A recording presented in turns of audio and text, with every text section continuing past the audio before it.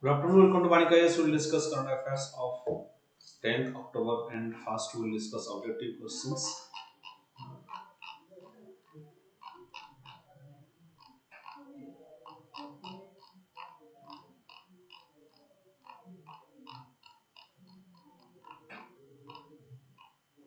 First question is consider the following statements with consider the following countries: Iran, Iraq, UAE, Qatar, USA, Russia. Which of the following countries are parts of OPC or OPC plus? Right. We know that Russia is a part of OPC plus. Russia is a part of OPC plus. So any option there where Russia is not there, that is wrong. This is wrong. And okay. Next, Iraq is always there. So this is also wrong as Iraq is not there. Then okay. Qatar and UAE. Qatar and UAE.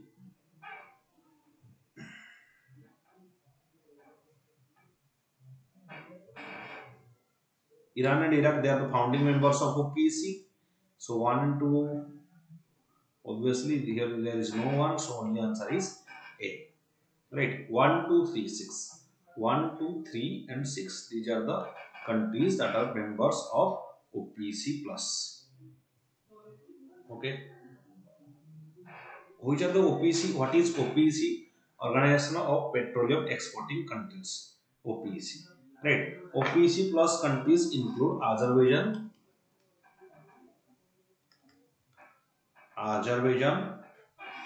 and Bahrain.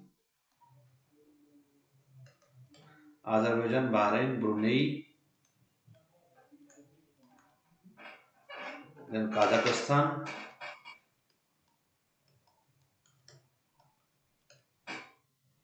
Malaysia, Mexico, Oman, Russia, South Sudan,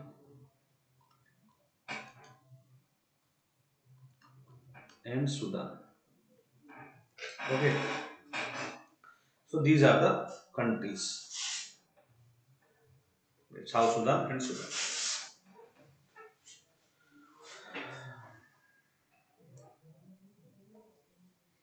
These are the OPEC plus countries. These are OPEC plus countries. Okay, what is OPEC members? What are the OPEC members? OPEC members are Iran, Iraq,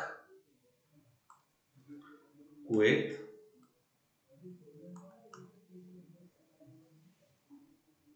Venezuela,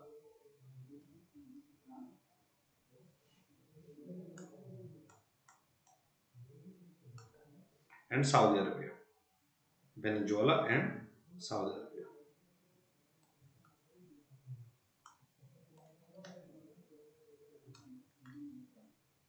Okay. See, OPC is established in 1960 by Baghdad Conference. Remember, Baghdad Conference. Baghdad Conference has that led to establishment of OPC in 1960. Initial members are Iraq, Iran, Kuwait, Saudi Arabia, and Venezuela. Right. The job of OPC is to manage the supply of fuel, of oil, and also the price of oil. That's the job of OPC. Its headquarters is at Vienna, Austria. Headquarters is at Vienna, Austria. Okay, so 1, 2, 3, 6 are right. Iraq, Iran, then UAE, then Russia are the members of OPC plus. Next question.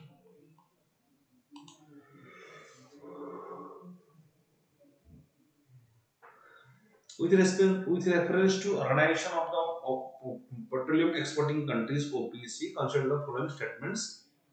USA has control over its own production and supply without any interference from OPC, and it is not a part of OPC. Second statement, yes, it is not a part of OPC and it has own control over its production and supply.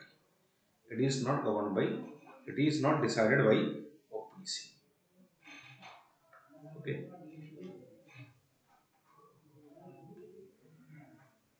Next, petrodollars or US dollars are used by an oil exporting countries,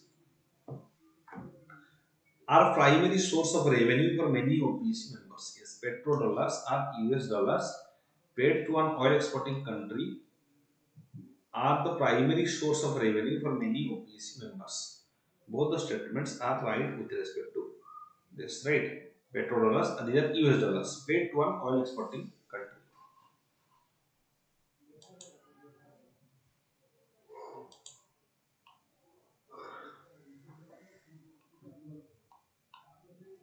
The union government has formed a commission to examine whether scheduled caste SC status can be accorded to Dalits who have over the years converted to religions other than Sikhism, Buddhism, is headed by which of the following?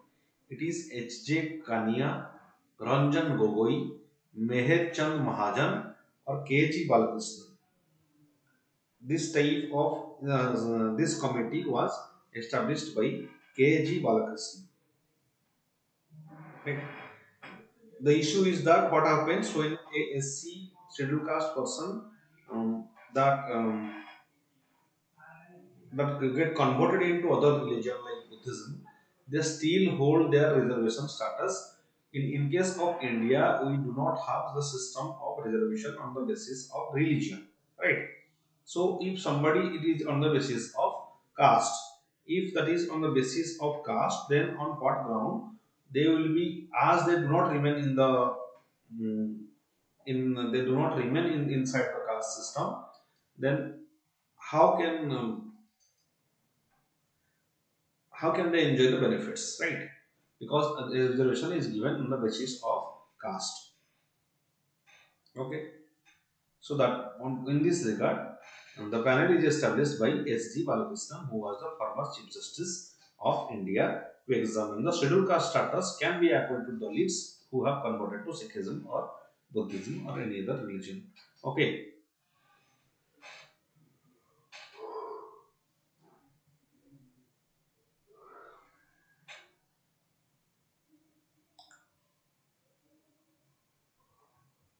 there is an article in this regard here.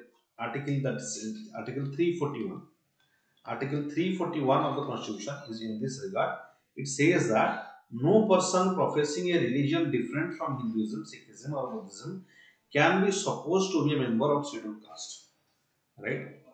So, a person who converts into Sikhism and Buddhism, he will be considered as Hindu, or he can enjoy the benefits of reservation. Okay. Now that will be again that will be judged according to this committee, that is K.G. Balakrishnan committee. And under Article 20, under Article 25, it is freedom of conscience, right? Anybody can join any religion, right? There is right to profess any religion, right to practice any religion, right to propagate any religion, right? Article 26, freedom to manage religious affairs. From Article 27, freedom from taxation for the promotion of a religion. Article 28, freedom from attending religious instruction. And Article 29 says about protection of minorities. So this is K.G. Balakrishnan committee. Okay, K.G. Balakrishnan committee. Article 360 except Sikhism and Buddhism. Sikhism and Buddhism, if Hindus got converted into Sikhism and Buddhism, then they still can enjoy the benefits of reservation. Consider the following statement with reference to perform. Yes, with reference to perform, achieve, and trade pad scheme. PAD scheme, it is a very important scheme. And yes, the scheme has a flagship program under Ministry of Environment and Climate Change.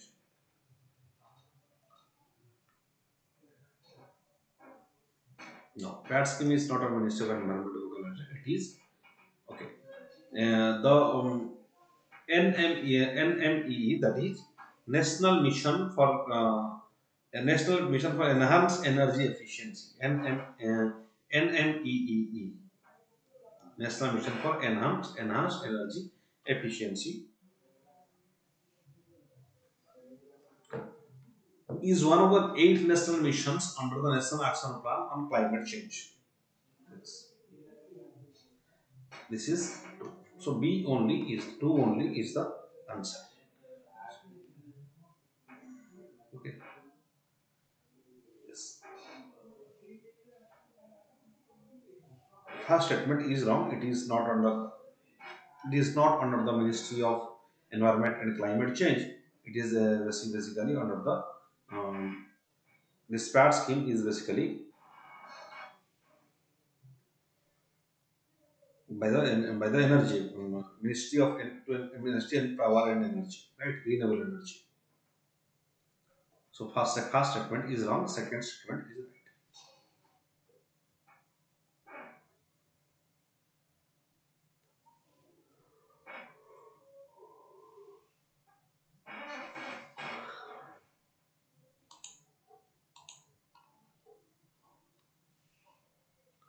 Next, with reference to bio toilets used by Indian Railways, consider the following statements: the decomposition of human waste, bio toilets, the decomposition of human waste, the decomposition, the decomposition of human waste in the bio toilets is initiated by fungal inoculum. Ammonia and water vapor are the only end products. Are the only end products in this decomposition which are released into the atmosphere. What is true about this statement is whenever there is only end products, this is wrong. This is not a fungal, this is a bacterial, right? Biotoilets, these are not based. Biotoilets are not based on fungal inoculum. It is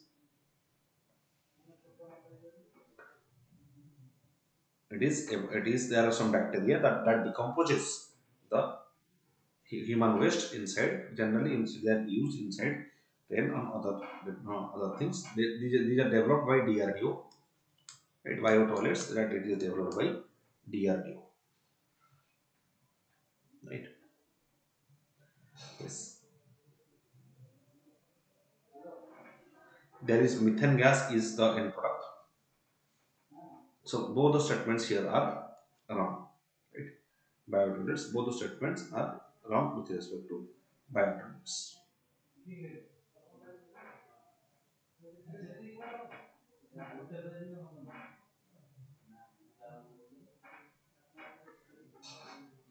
Next question.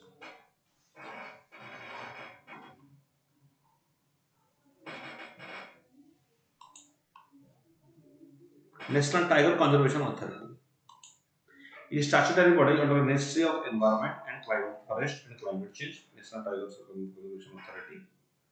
Yes, this is right.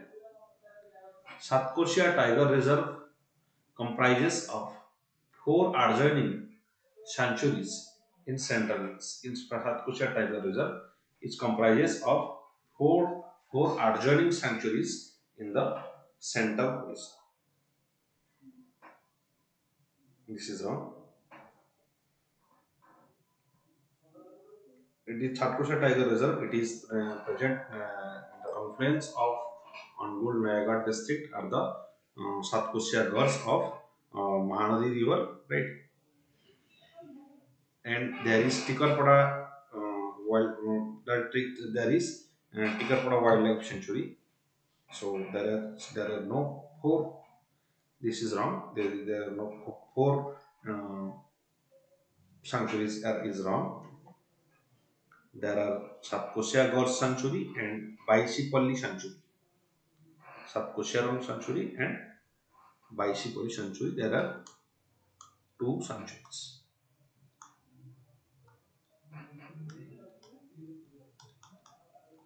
South Korea and Baisipalli Palli sanctuaries. So second statement is wrong. Yes, National Tiger Conservation Authority is a statutory body. Okay.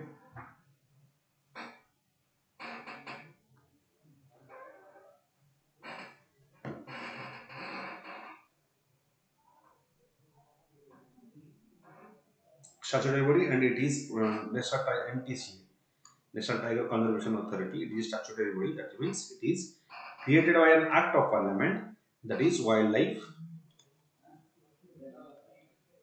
Protection Act.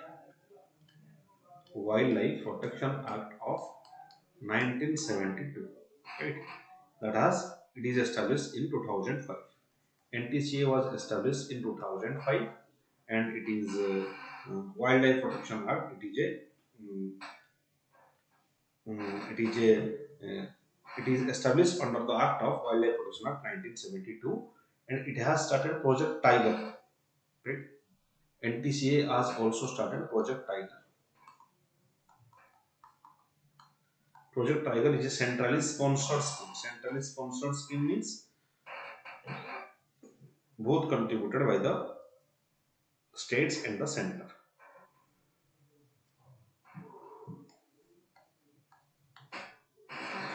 India has approximately 2,967 tigers, and that is a good increase in the tiger numbers, right? And half of the tigers are present in the Madhya Pradesh and Karnataka, two states. Madhya Pradesh and Karnataka have more than half of the tigers are present. Tigers are present in MP and Karnataka. So NTCA is a National Tiger Conservation Authority. It is a statutory body. It is created under Wildlife Protection Act of 1972. There are in South Korea Reserve there are two reserves. That is South Korea Reserves and South Korea Reserve and Baisipalli South Korea Reserve and Baisipalli Sanctuary and South Korea Gorge Sanctuary. Two sanctuaries are there. Okay. Remember the Satkosia Tiger Reserve, it is present in the transitional zone between Chotnagpur Plateau and Deccan Plateau. Satkosia Tiger Reserve it is situated in the transitional zone between between the Deccan Plateau and Chotnagpur Plateau. Okay.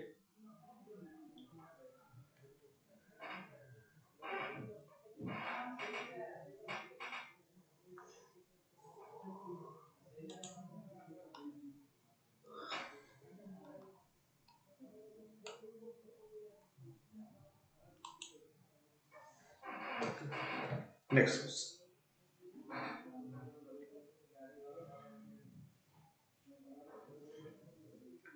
India is the largest importer of arms in the Indo-Pacific region. Obviously, in the Indo-Pacific region, India is the largest importer of arms because it is the largest country, right? China is not coming under Indo-Pacific. India, there is Sri Lanka. Sri Lanka is a very small country. Then there is South Asian countries. So India is the largest importer of arms in the Indo-Pacific region. USA is the largest supplier to India in the Indo-Pacific regions. Yes, USA the old USA. We have a strong defense partnership with USA, Russia, and Israel. Obviously, USA is the largest supplier in the Indo-Pacific region. So both the statements are correct regarding Indo-Pacific region. What is AUKUS alliance? AUKUS alliance between Australia, UK, and US. To ensure maritime security in the Indo-Pacific region, AUKUS alliance is created between these three countries. It's an informal alliance. They want to strengthen the navy of Australia or Australian navy so that they can counter the aggressiveness of China in the Indo-Pacific region. Right? But the dominance of China in the Indo-Pacific region is gradually increasing.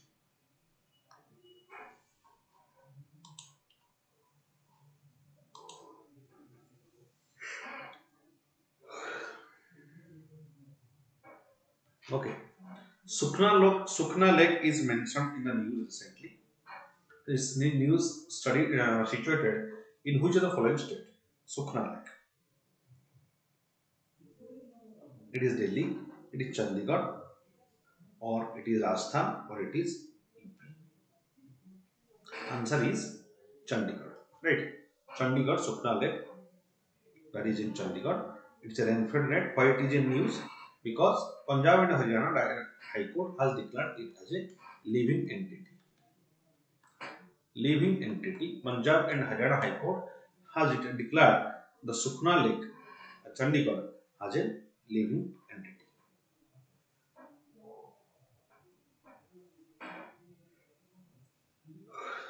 There is also Sukna Wildlife Sanctuary. Sukna Wildlife Sanctuary.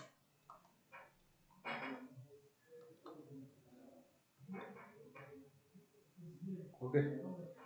See, under Environmental Protection Act of 1986, central government can take various steps, wide range of steps to safeguard the environment. That is Environmental Protection Act of 1986. Okay. It gives central government wide range of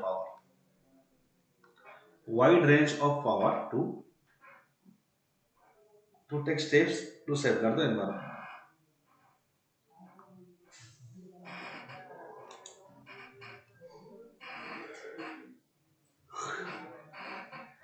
Recently, Indian indigenous sports Malakam competition in seen is the news.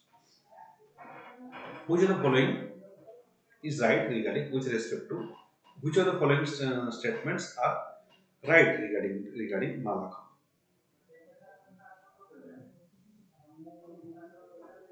This is the first time to be played in the National Games 2022. Yes, National Game is going to happen in Gujarat, right?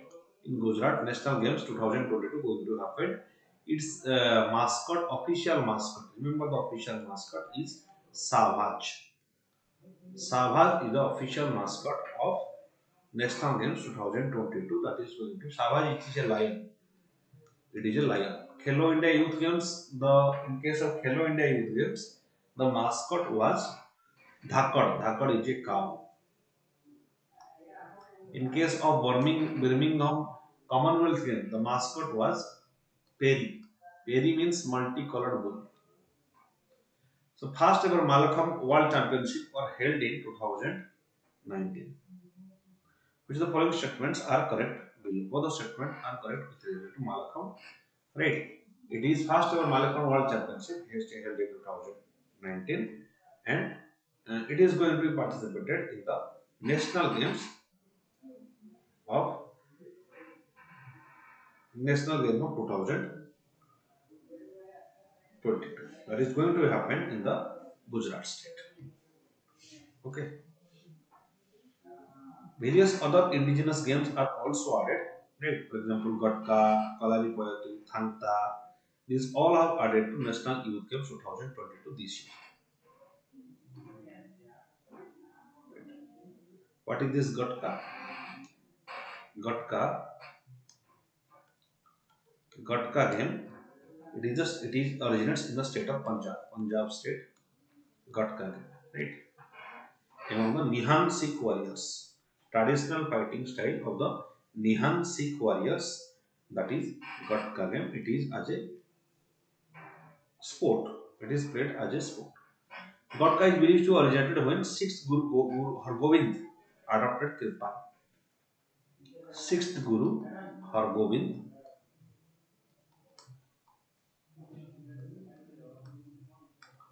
he adopted Kirpan, right? Kirpan for self-defense during the Mughal era. Then what is Kalari Payatu? Kalari Payatu, it is Indian martial art. Kalari Payatu, Indian martial art that originated in Kerala. It is also included in the national game. Kalari Payatu is originated in Kerala It is added in the national game. It is believed to the oldest surviving martial art of India. Right? That is from 3th century BC. Kalarippayattu of Kerala.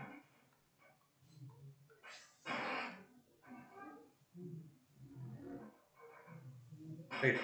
And Malakham, yes. Malakham it is Madhya Pradesh and Maharashtra.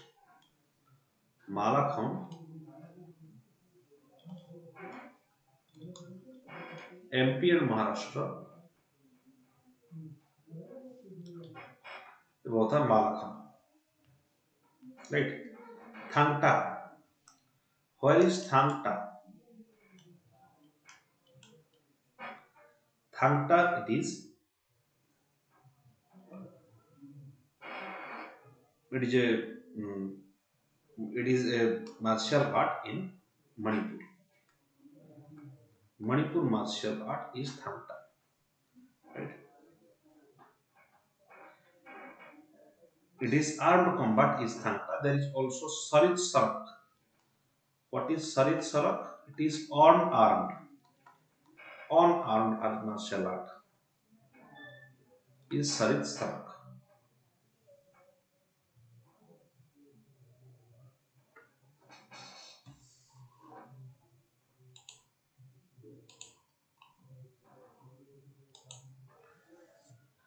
So these are 4 indigenous martial art forms are included in the Khelo India Youth Games this year. Okay.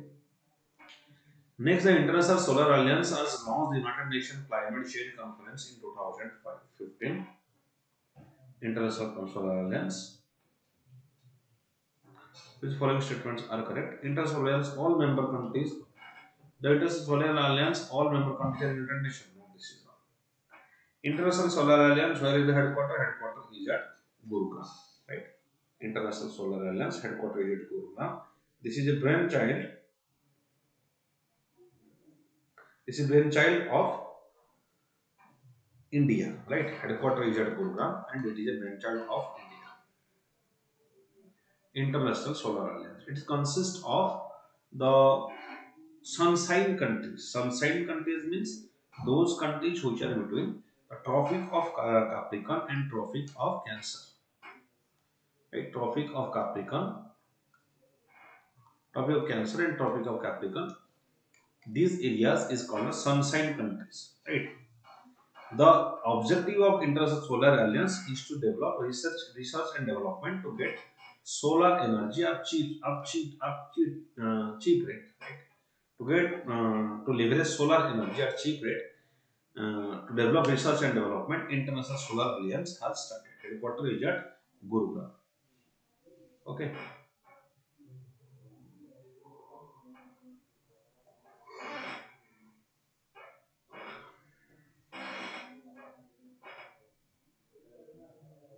Okay. Next. The question. So, yes, only is the right answer.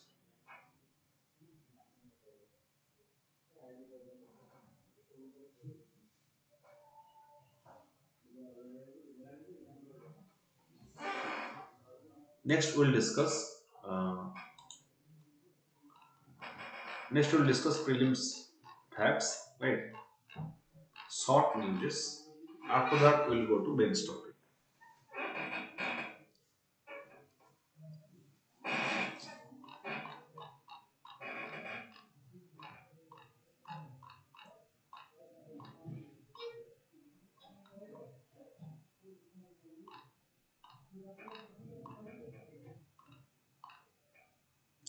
Atmanirbhar defense production. Right. Answer is Atmanirbhar defense production. India ranks fourth among the 12 Indo-Pacific nations. Fourth among 12 Indo-Pacific nations in self-reliant arms production capabilities. They ranks fourth. A study released in October by the Stockholm International Peace Research Institute, a widely respected independent resource of global security. China tops the list, Japan is the second, South Korea third place, Pakistan is at number 8, India ranks fourth regarding self-reliant arms. The study which measures self-reliance until 2020 is based on three indicators. And what are those three indicators? One is arms procurement, imports, license, domestic production, arms procurement, arms industry. The study arms industry. The study presents five largest arms companies in each country. The data is available. Ranked by sales of arms and military services, both domestic and export consumers. Third is uncrewed maritime vehicles. Uncrewed maritime vehicles or sea equivalent of drones, covering both on-stood surface vehicles, USV, and crewed underwater vehicles, UAVs, mean to provide qualitative understanding of how countries are engaging in domestic research institutes and farms to produce such cutting-edge systems.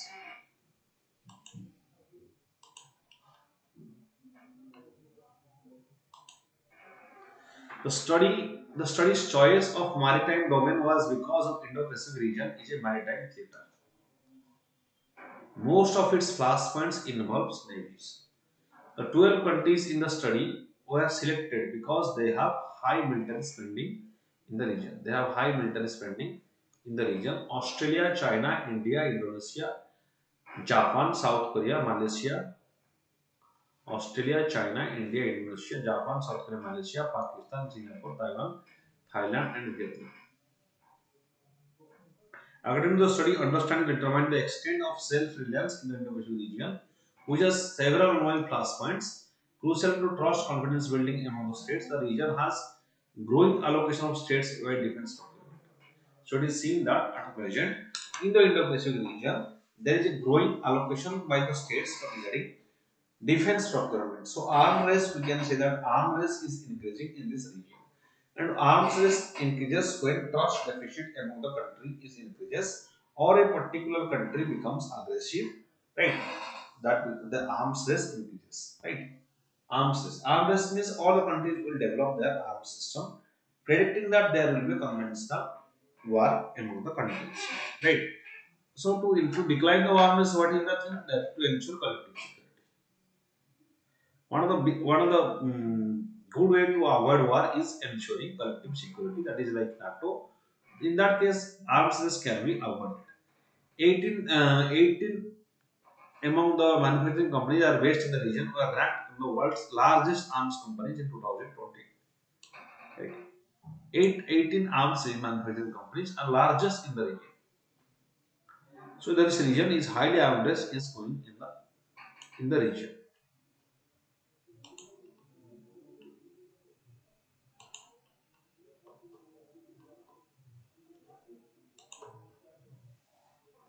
According to the study, in a region where tensions among the neighbors are rising, this report contributes to transparency with regard to levels of self-reliance in domestic arms production, allowing for an independent assessment of the region's respective arms industries.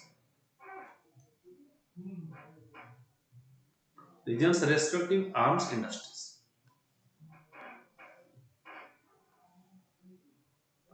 Okay, China was so there is independent assessment of the region's respective arms. China is the world's fifth largest arms importer in 2016 and 20. Its self-reliance policies, right? If you feel insecure, either develop your arms or develop alliance with a powerful country. These are the two ways to counter if you are feeling insecure with respect to territorial integrity. You means in a country, if a country is feeling insecure with respect to territorial integrity, then it has to develop its arms or capacity, or it has to go for a alliance with a powerful country.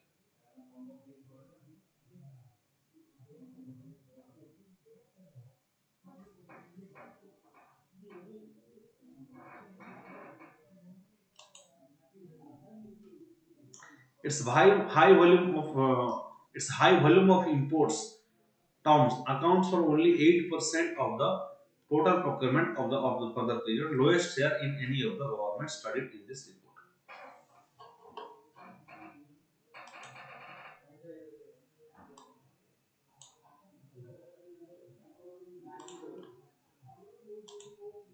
China's arms industry primarily involves 9 large state-owned enterprises. The 8 companies for which data are available are within top 100, within 4 of the top 10. The 4 are the dominant in the aerospace and aviation sector. 2 in land systems, 1 in electronics, 1 shipbuilding, 1 in nuclear power. The PLA is the main customer on the arms companies. People listen.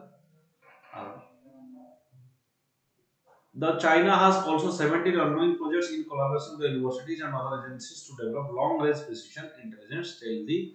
Stealthy means that will not be detected by radar, right? Or unmanned weaponry and equipment.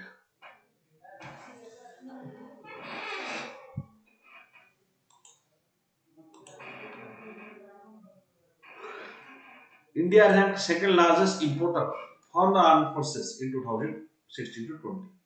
India is highly dependent on the imports from the foreign major arms, including mainly produced under license as components for its domestic production. Of India's total volume of procurement, 2016 in 2016, 84% was foreign origin. 84% are of foreign origin. Domestic armed companies provide 16% of total procurement. According to the study, the significant arms sales in local farms and high-level license production push India to fourth position in the list.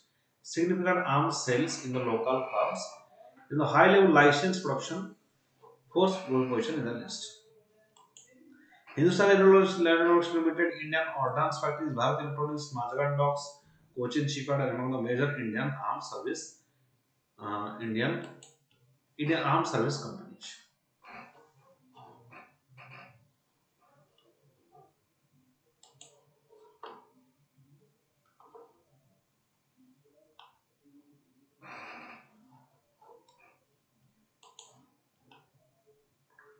China's army will primarily involve large state-owned companies, right? 8 companies which are that are the top 100. We have already discussed it. Next is this. Ashok Leyland. Leyland is the largest supplier of trucks in Indian Army. Is the only company ranked top 15 in the Indo-Pacific region.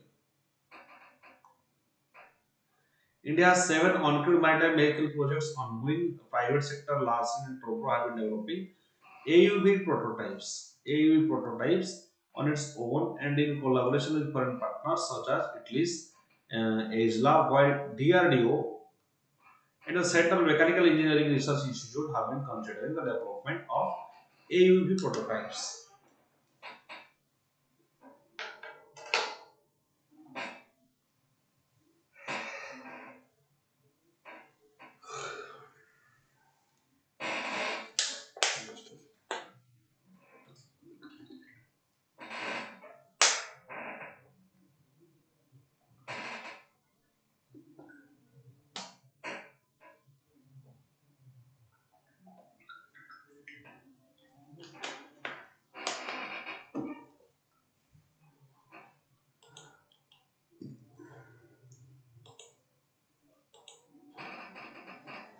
Panel to study SC status of Dalit post conversion.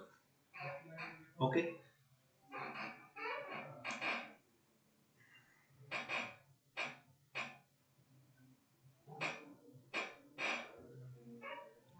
The Union government has now formed a three-member commission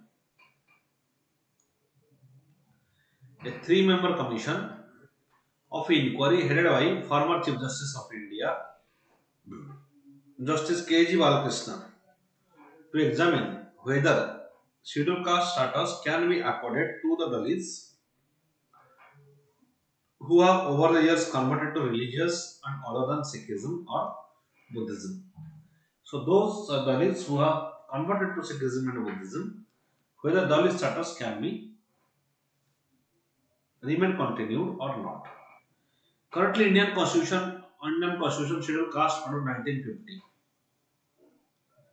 provides for only those belonging to Hindu, Sikh, and Buddhist communities can be categorized as SCs. Right?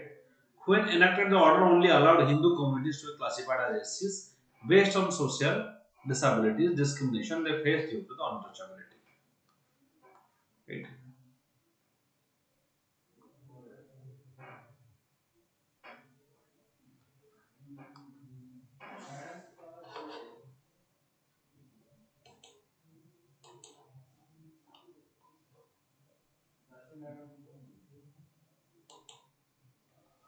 It was amended in 1956. Include Sikh communities and again 1990 include Buddhist communities into as a SCs. So in 1990 Buddhist again 1990 Buddhist communities are calculated as SCs. The three-member commission will also comprise Professor Susma Yadav, member of UGC, retired IAS officer Ravindra Kumar Jain, has also given a 2-year deadline to submit the report the issue. The Commission's inquiry will also look into the challenges, changes and scheduled caste person goes through after converting another religion and its implication on the questions including them as scheduled castes. Right? This will include examining their traditions, customs, social and other forms of discrimination and how and whether they have changed as a result of the conversion. Right? So two things. If they have changed because of the conversion, then they do not require this reservation, and if you do not change regarding after the conversion, then reservation should be continued. But the fact is that people will not get converted. Right?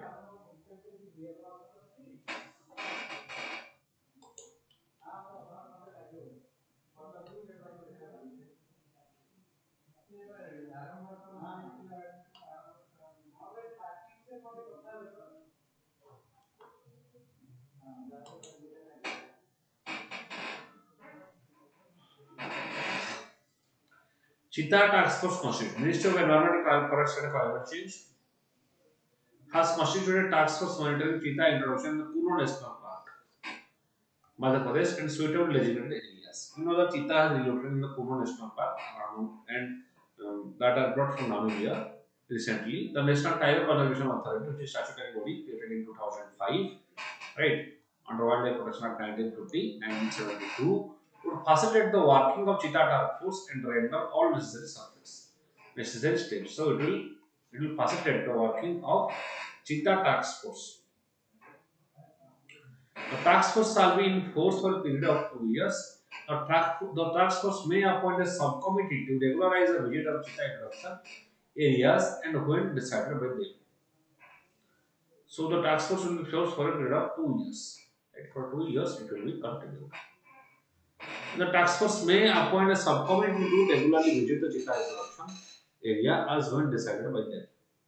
Cheetah restoration is a part of prototype or model for restoration of original cheetah habitats and their biodiversity. It is being tried in case of India by the cheetah in 2004.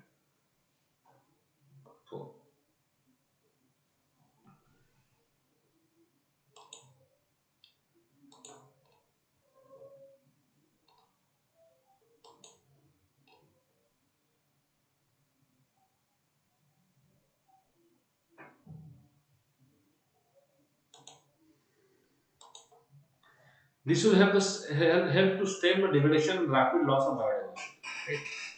Because tiger or cheetah, they are protectors of the jungle or the forest, so they protect the biodiversity of the forest. They are keystone species. Bringing back a top predator restores historic evolutionary balance, resulting in cascading effects in various levels of the ecosystem.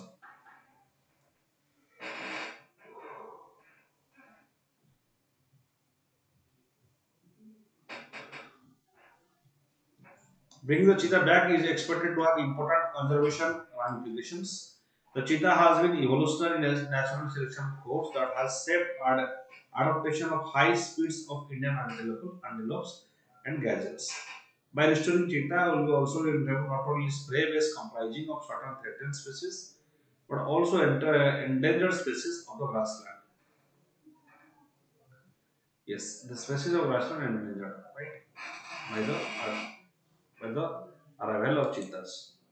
They might die with at any time.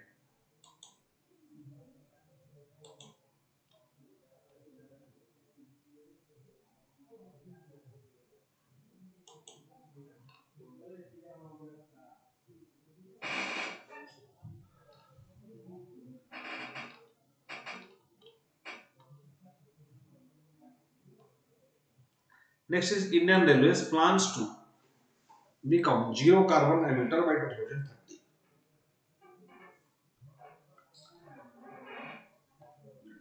Indian Railway has adopted integrated approach for a green environment. The government of India, as a part of National Determined Contribution, that is NDT, National Determined Contribution (NDC), has set up target of 33% of emission intensity reduction. The transport sector being one of the key sectors in the substantial mitigation potential. What do you mean by mitigation? Mitigation means when you address the root cause of the problem. Adaptation means you are not addressing the causes of problem. Suppose, for example, you are suffering from heat wave, you are purchasing an AC, that you are making adaptation. But you are planting trees, that is mitigation. One of the most vital transportation emission elimination strategies agrees to the government of India was increasing share of Indian railways in the movement of freight from current 35 to 45% by 2030.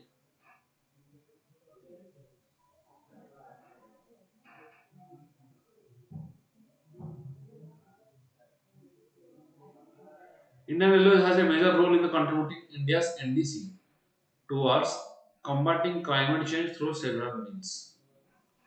Towards combating climate change through several means, Indian Railway has major contributed. Right? We have promised Glasgow Summit, right, to achieve carbon neutrality by 2070. So we have various targets in by 2030 also to reduce the carbon emission by almost 50%. To enhance the share of the railways, so railway is a big part of it. Railways is one of the biggest PSUs of India. Huge number of people are getting employed in it, and it is also the biggest source of pollution because it consumes huge amount of energy. So enhance the share of the railways in overall land-based freight transport from the present 36% to 46%. Freight transport. So we have to increase the transport by of railways. Transport capacity of railways need to be increased.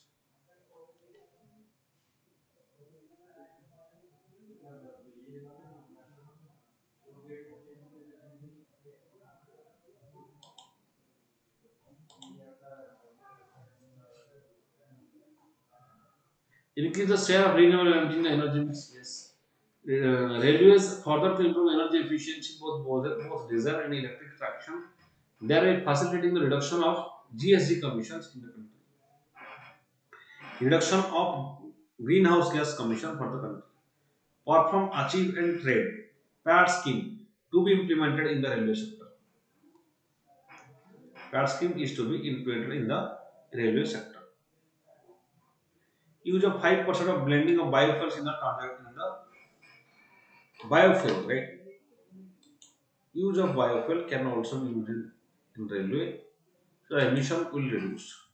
Use of 5% blending of biofuel in the traction diesel fuel. Water use efficiency by 20% up to 2030.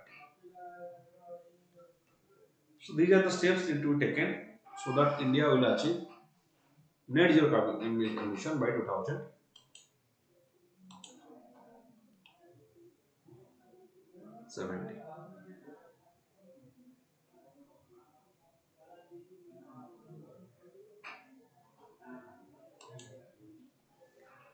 Tree plantation to increase carbon sink, waste management, pollution control, adopting good practices, green building. Green building means sustainable buildings where there will be huge number of plants so that there will be environment, any issues. Other establishment for management of resources infrastructure to achieve environment sustainability and growth of um, renewable energy, right? Swachh Bharat contribution in Swachh Bharat mission, right?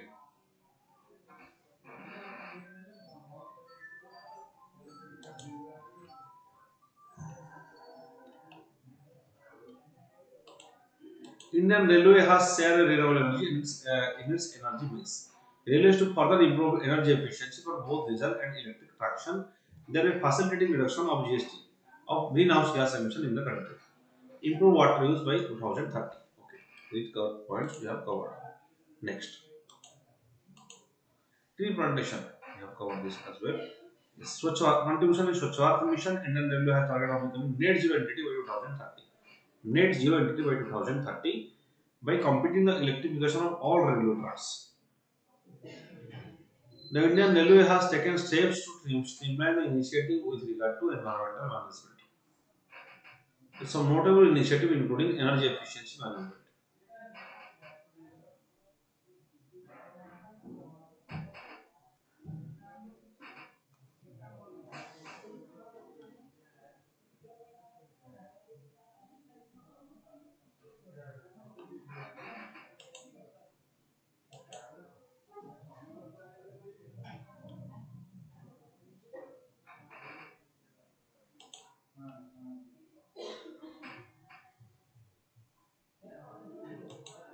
The reforms undertaken by Indian Railways net one is net zero carbon emission. Indian Railway has planned to gradually reduce the carbon footprint, becomes net zero carbon emitter by 2030. Attempt to reduce carbon footprint, right? Net zero to multi-front approach of electrification and its routes shifting from diesel to electric traction. All these things are also there. It has already electrified around 50,000 railway kilometer out of total network of 65,000. With 100% electrification, the demand for electricity will go up to 72 BUs by 2030 from 21 BUs. So that is around, it will increase around more than it is around 3.5 increase the demand of electricity will be increased around multiple times, 3.5 times than the present. Carbon emission as per business as usual estimated to be 60 million tons, which would be offset various measures planned by the Indian Railway. Issuance of water policy, effective water management. Water policy 2017.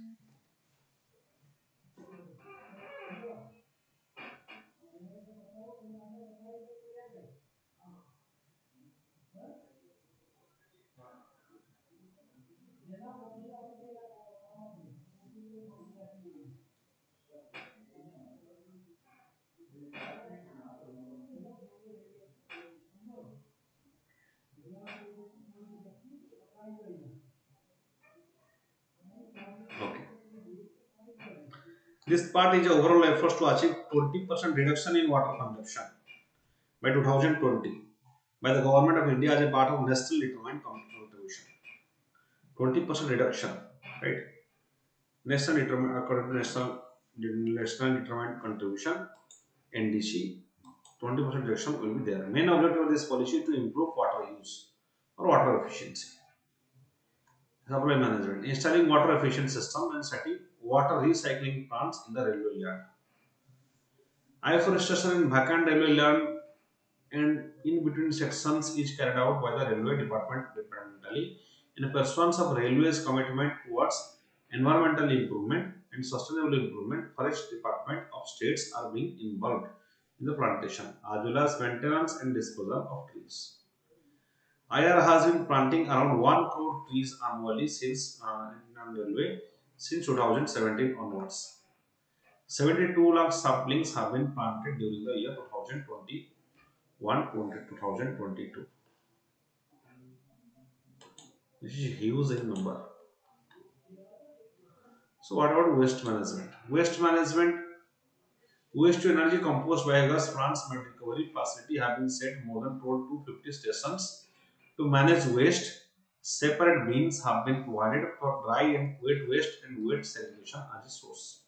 And the source waste segregation means the wet waste and dry waste both are separated. Wet waste can be used for uh, compost or biofertilizers, but dry waste they can be recycled. Dry waste can be recycled, right?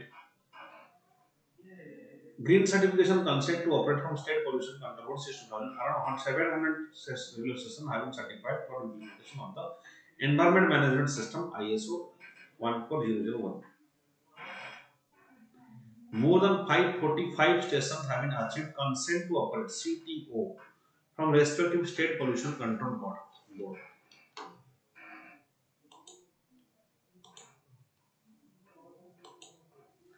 31 railway buildings, including offices, training institutes, hospitals, and to station prepared workshops have been achieved green certification. Policy of allocating 1% of all sanctioned works for environment related works. So there is a policy of allocating 1% of cost in all sanctioned works for executing environment related works.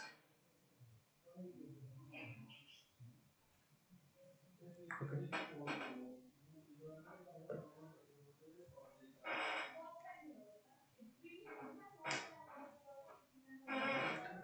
Cleanliness of trains and railway stations. Environment friendly bio toilets and for passenger coaches. Environment friendly bio toilets for passenger coaches have been developed by Indian Railways jointly with DRD. Bio toilets are developed by the DRD. Right. So that will ensure Swachh Bharat in the railway tracks.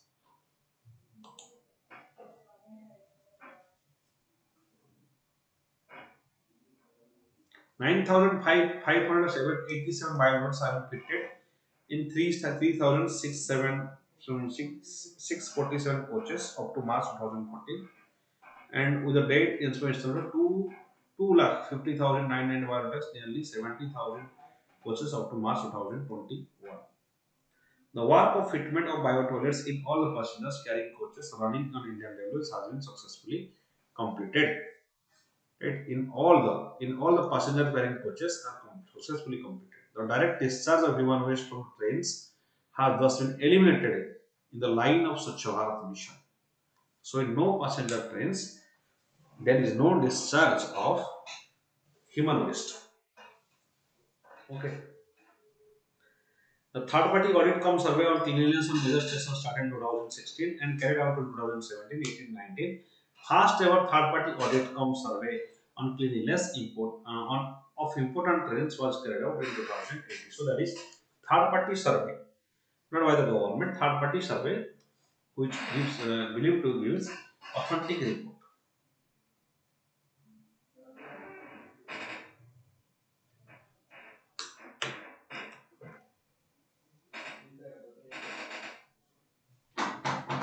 So class is in मैं को उठा दिसको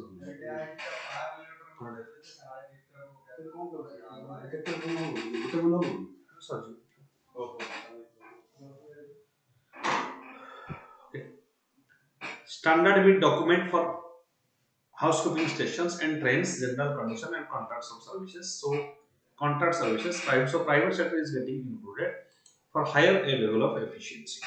Okay. So the lecture completed here, and like this video, share and subscribe to VANIK-IAS. Thank you.